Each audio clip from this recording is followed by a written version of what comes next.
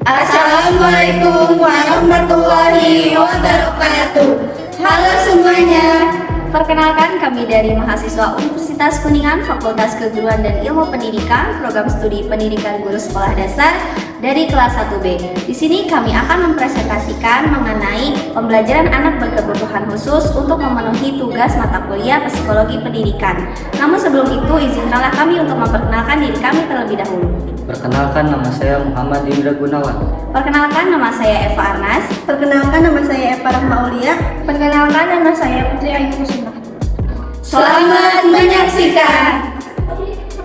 Pengertian anak berkebutuhan adalah anak yang berbeda dari rata-rata anak normal dalam karakteristik fisik, mental, sensorik, dan neuromuskuler, perilaku sosial dan emosional, kemampuan komunikasi atau kombinasi dari dua atau lebih hal di atas yang mengakibatkan anak memiliki kebutuhan yang berubah baik dalam tugas sekolah, metode pembelajaran yang digunakan, atau layanan terkait lainnya yang ditujukan untuk mewujudkan dan mengembangkan potensi anak secara maksimal.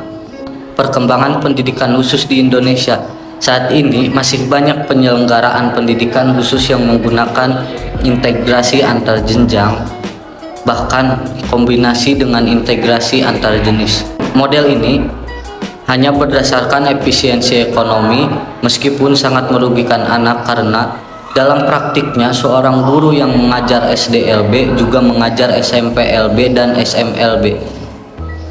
Oleh karena itu, perlakuan antara siswa SDLB, SMPLB, dan SMLB terkadang sama. Selain itu, secara kualitatif, subjek memiliki kualitas yang rendah terutama secara psikologis karena tidak memperhitungkan perbedaan karakteristik sebaran usia. Macam-macam anak berkebutuhan khusus. Pertama, tunagrahita mental retardation. Menurut American Association on Mental Deficiency, dalam B3PT-KSM mendefinisikan retardasi mental atau tunagrahita sebagai kelainan yang meliputi fungsi intelektual umum di bawah rata-rata, yaitu IQ 84 ke bawah berdasarkan tes individual yang muncul sebelum usia 16 tahun dan menunjukkan hambatan dalam perilaku adaptif. Dan yang kedua, tunalaras, emotional or behavioral disorder. Tunalaras adalah individu yang mengalami hambatan dalam mengendalikan emosi dan kontrol sosial. Individu tunalaras biasanya menunjukkan perilaku menyimpang yang tidak sesuai dengan norma dan aturan yang berlaku di sekitarnya. Tunalaras dapat disebabkan karena faktor internal dan faktor eksternal, yaitu pengaruh dari lingkungan sekitar. Dan yang ketiga, tunarungu wicara atau communication disorder and deafness. Tunarungu adalah individu yang memiliki hambatan dalam pendengaran baik permanen maupun tidak permanen. Yang keempat, tunanetra, partially seeing and legally blind. Tunanetra adalah individu yang memiliki hambatan dalam penglihatan. Tunanetra dapat diklasifikasikan ke dalam dua golongan, yaitu buta total atau blind dan low vision. Yang kelima, tunadaksa atau physical disability. Tunadaksa adalah individu yang memiliki gangguan gerak yang disebabkan oleh kelainan neuromuskular dan struktur tulang yang bersifat bawaan, sakit atau akibat kecelakaan, termasuk cerebral palsy, amputasi, polio, dan lumpuh. Yang keenam, tunaganda atau multiple handicapped. Menurut Johnston and McGrath, tunaganda adalah mereka yang mempunyai kelainan perkembangan mencakup kelompok yang mempunyai hambatan-hambatan perkembangan neurologis yang disebabkan oleh satu atau dua kombinasi kelainan dalam kemampuan seperti inteligensi, bahasa, atau hubungan pribadi di masyarakat. Yang ketujuh, kesulitan belajar atau learning disabilitas. Anak dengan kesulitan belajar adalah individu yang memiliki gangguan pada satu atau lebih kemampuan dasar psikologis yang mencakup pemahaman dan penggunaan bahasa, berbicara, dan menulis yang dapat mempengaruhi kemampuan berpikir, membaca, berhitung, berbicara, yang disebabkan karena gangguan persepsi, brain injury, disfungsi minimal otak, disleksia, dan afasia perkembangan. 8. Anak berbakat atau gifted and efficient talents.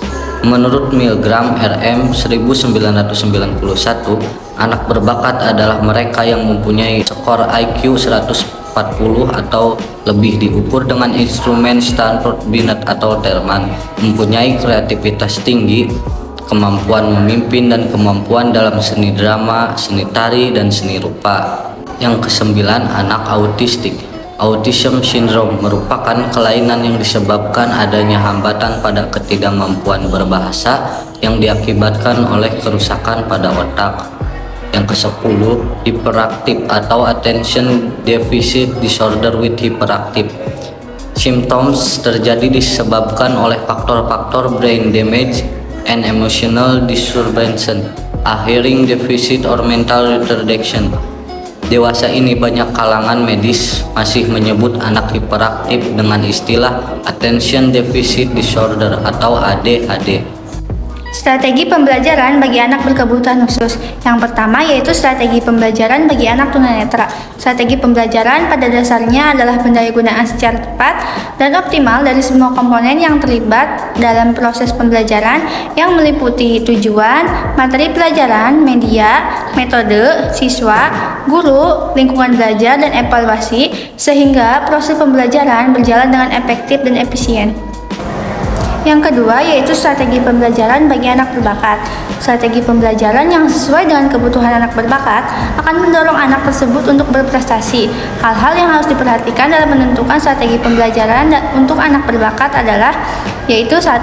Pembelajaran harus diwarnai dengan kecepatan dan tingkat kompleksitas.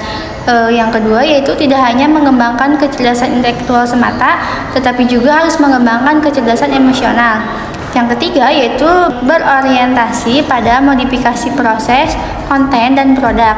Model-model layanan yang bisa diberikan pada anak berbakat yaitu model layanan perkembangan kognitif, afektif, nilai, moral, kreativitas, dan bidang khusus. Berikutnya yaitu strategi pembelajaran bagi anak tunagrahita. Strategi pembelajaran bagi anak tunagrahita ringan yang belajar di sekolah umum akan berbeda dengan strategi anak tunagrahita yang belajar di sekolah luar biasa. Strategi yang dapat digunakan dalam mengajar anak tunagrahita antara lain yaitu 1. Strategi pembelajaran yang diindividualisasikan. Yang kedua yaitu strategi kooperatif, dan yang ketiga yaitu strategi modifikasi tingkah laku. Strategi pembelajaran bagi anak tunadaksa. Strategi yang bisa diterapkan bagi anak tunadaksa yaitu melalui pengorganisasian tempat pendidikan. Yang pertama yaitu pendidikan integrasi atau terpadu, yang kedua yaitu pendidikan segresi atau terpisah, dan yang ketiga yaitu penataan lingkungan belajar. Berikutnya ada strategi pembelajaran bagi anak tunalaras. Untuk memberikan layanan kepada anak tunalaras, Kaufman mengemukakan model-model pendekatan sebagai berikut. Yang pertama yaitu model biogenetik, yang kedua yaitu model behavioral atau tingkah laku, dan yang ketiga yaitu model psikodinamika, dan yang keempat yaitu model ekologis. Selanjutnya yaitu strategi pembelajaran bagi anak kesulitan belajar. Yang pertama yaitu anak berkesulitan belajar membaca itu melalui program delivery dan remedial teaching. Yang kedua yaitu anak berkesulitan belajar menulis yaitu melalui remedial sesuai dengan tingkat kesalahan. Dan yang ketiga yaitu anak berkesulitan belajar berhitung yaitu melalui program remedi yang sistematis sesuai dengan urutan dari tingkat konkret, semi konkret, dan tingkat abstrak. Dan yang terakhir yaitu strategi pembelajaran bagi anak tunarungu.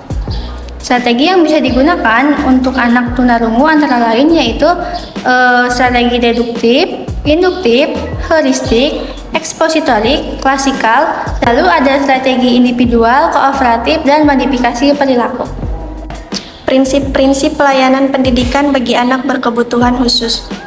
Pelayanan pendidikan bagi anak berkebutuhan khusus bisa dilaksanakan pada sekolah luar biasa atau SLB dengan memperhatikan pada hal kurikulum, pendekatan pembelajaran, proses pembelajaran, dan sistem evaluasi pembelajaran anak berkebutuhan khusus. Selain hal-hal tersebut, penyelenggaraan pendidikan bagi anak berkebutuhan khusus juga harus memperhatikan prinsip-prinsip penting. Di antaranya, yang pertama, prinsip kasih sayang. Prinsip ini menekankan menerima anak berkebutuhan khusus sebagaimana adanya dan mengupayakan mereka agar mampu menjalani hidup dan kehidupan dengan wajar seperti anak normal. Selanjutnya, prinsip layanan individual. Prinsip ini menekankan bahwa setiap anak berkebutuhan khusus memiliki jenis dan derajat yang berbeda-beda tentang kekhususannya. Oleh karena itu, upaya yang perlu dilakukan ialah yang pertama, jumlah siswa yang dilayani guru dalam satu kelas maksimal 4-6 orang. Selanjutnya, pengaturan kurikulum dan jadwal pelajaran dapat bersifat fleksibel. Lalu, penataan ruang kelas ditata sedemikian rupa sehingga guru dapat menjangkau semua anak dengan mudah. Selanjutnya, modifikasi alat bantu ajar. Prinsip selanjutnya, prinsip kesiapan. Maksud dari prinsip ini ialah perlu dilakukan persiapan mengenai pengetahuan, mental, dan fisik anak berkebutuhan khusus untuk menunjang pembelajaran. Prinsip keperagaan. Prinsip ini ialah pembelajaran pada anak berkebutuhan khusus perlu didukung oleh alat peraga sebagai medianya dengan tujuan mempermudah guru dalam mengajar dan mempermudah siswa dalam menerima materi dari guru. Prinsip motivasi.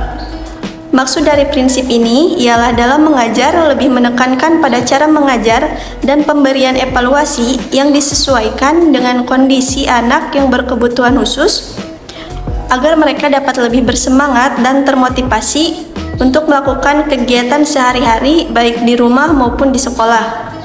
Prinsip belajar dan bekerja kelompok. Penekanan pada prinsip ini ialah agar mereka sebagai anggota masyarakat dapat bergaul dengan baik tanpa harus merasa rendah diri atau minder. Nah, guna agar dapat bergaul secara luas dan lebih baik. Prinsip keterampilan. Prinsip ini menekankan pada pendidikan keterampilan yang berfungsi selektif, edukatif, rekreatif, terapi, dan sebagai bekal di kehidupannya kelak. Nah, selanjutnya prinsip penanaman dan penyempurnaan sikap. Kondisi fisik dan psikis anak berkebutuhan khusus memang kurang baik sehingga perlu diupayakan agar mereka mempunyai sikap yang baik serta tidak selalu menjadi perhatian orang lain. Pendidikan inklusif. Pengertian pendidikan inklusif. Pendidikan inklusif menurut Sapon dan Sepin dalam O'Neill 1994 didefinisikan sebagai suatu sistem layanan pendidikan khusus yang mensyaratkan agar semua anak berkebutuhan khusus dilayani di sekolah-sekolah terdekat di kelas biasa bersama teman-teman seusianya. Tujuan pendidikan inklusif. Pendidikan inklusif dimaksudkan sebagai sistem layanan pendidikan yang mengikutsertakan anak berkebutuhan khusus belajar bersama dengan anak sebayanya di sekolah reguler yang terdekat dengan tempat tinggalnya. Manfaat pendidikan inklusif.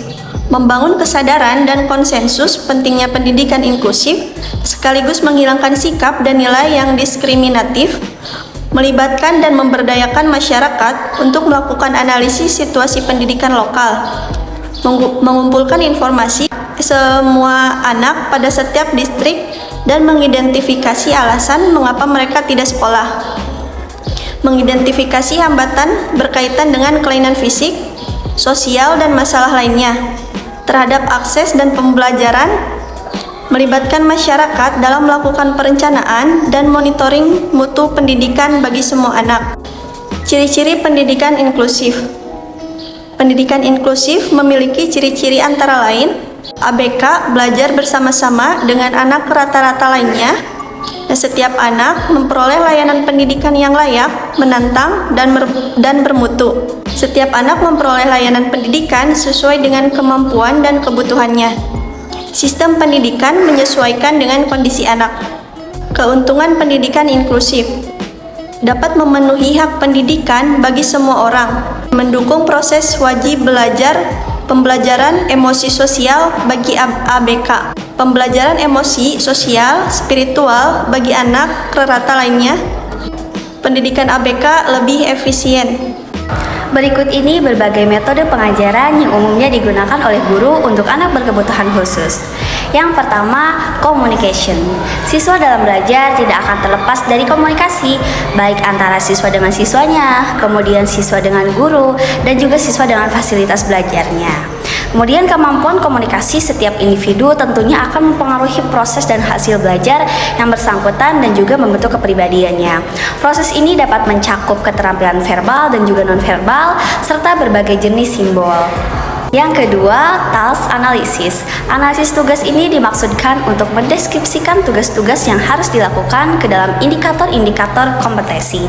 Berdasarkan analisis tugas-tugas yang harus dilakukan oleh guru di sekolah, tentunya sebagai tenaga profesional, dapat diketahui apakah seorang siswa tersebut telah melakukan tugasnya sesuai dengan kompetensi yang dituntut kepadanya ataupun belum melakukan tugasnya dengan baik. Kemudian kompetensi dasar ini juga berfungsi untuk mengarahkan guru dan juga fasilitator mengenai target yang harus dicapai dalam pembelajarannya. Kemudian yang ketiga, direct interaction. Direct interaction atau instruksi langsung adalah metode pengajaran yang menggunakan pendekatan selangkah-selangkah yang terstruktur dengan cermat dalam instruksi atau perintah. Metode ini memberikan pengalaman belajar yang positif kepada peserta didik. Dengan demikian dapat meningkatkan kepercayaan diri dan juga motivasi untuk berprestasi.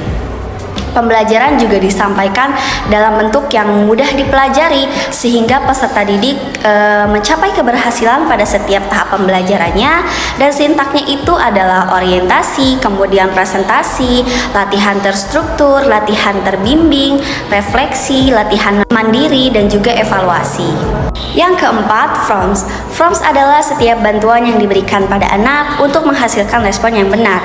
Prompts ini dapat memberikan anak informasi tambahan atau bantuan untuk menjalankan instruksinya. Adapun prompts ini terbagi menjadi beberapa jenis, yaitu yang pertama, verbal prompts. Verbal prompts ini adalah bentuk informasi verbal yang memberikan tambahan pada instruksi tugas atau instruksi memberitahu kepada anak apa yang harus dilakukannya. Kemudian yang kedua yaitu adalah modeling. Modeling adalah memberitahu anak apa yang harus dilakukannya ataupun bagaimana melakukannya dengan mendemonstrasikan tugasnya. Kemudian yang ketiga itu ada gestural prompts. Gestural prompts ini adalah bantuan dalam bentuk isyarat, yaitu dapat mencakup tangan, kemudian lengan, muka, ataupun gerakan tubuh lainnya yang dapat mengkomunikasikan informasi visual spesial spesifik. Yang keempat, physical prompts. Physical prompts adalah sesuatu yang melibatkan kontak fisik. Physical prompts ini juga digunakan hanya bila prompts yang lain tidak memberikan informasi cukup pada anak untuk mengerjakan tugas atau bila anak tersebut belum sampai mengembangkan kemampuan fisik yang diperlukan untuk melaksanakan kegiatan tersebut. Yang kelima ada field tutorial. Field tutorial adalah di mana seorang siswa yang mampu atau yang pandai dipasangkan dengan temannya yang mengalami kesulitan atau hambatan. Dalam pemasangan seperti ini, siswa yang mampu bertindak sebagai tutor atau pengajarnya. Kemudian yang terakhir itu ada cooperative learning. Cooperative learning ini merupakan salah satu cara yang paling efektif dan menyenangkan untuk mengarahkan beberapa siswa dengan berbagai derajat kemampuan untuk bekerja sama dalam menyelesaikan salah satu tugas. Nah, cooperative learning ini juga mengembangkan lingkungan yang positif dan juga mendukung serta mendorong penghargaan pada diri sendiri dan juga menghargai pendapat orang lain dan juga menerima perbedaan setiap individunya. Terima kasih sudah menonton video kita. Semoga apa yang kita sampaikan dapat bermanfaat bagi kita semua. Burung kutilang, burung cendrawasih. Cukup sekian dan terima kasih. Wassalamualaikum